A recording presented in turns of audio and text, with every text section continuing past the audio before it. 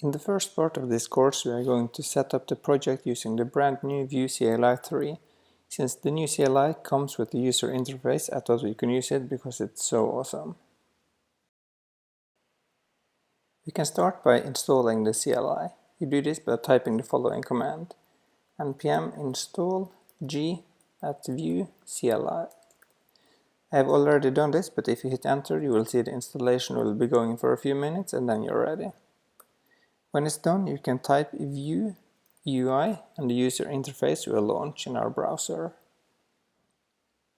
As you can see here, there's no existing project, so we can create one by clicking create, and it's okay to put it in the documents folder, so I just click create a new project here. The project folder should be VueTube. The package manager can be default, and we can also initialize a Git repository.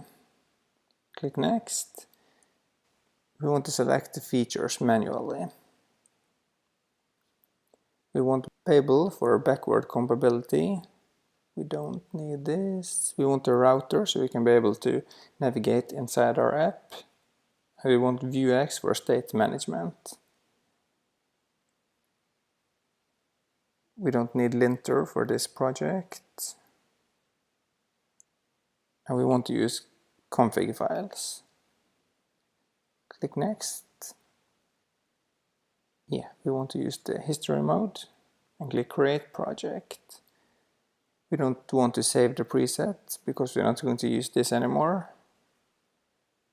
And now the installation will be running for a little while.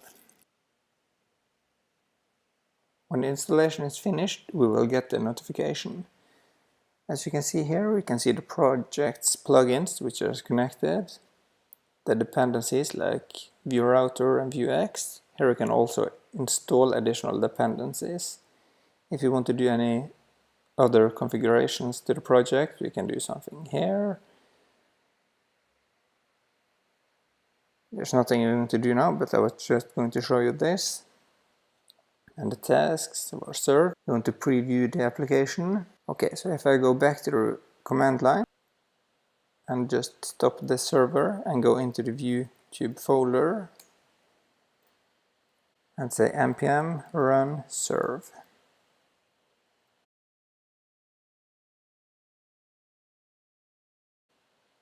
If I copy this address, go back to the browser and open it, you will see that the default screen for Vue.js is opened. The router has added a navigation top just to show that things are working.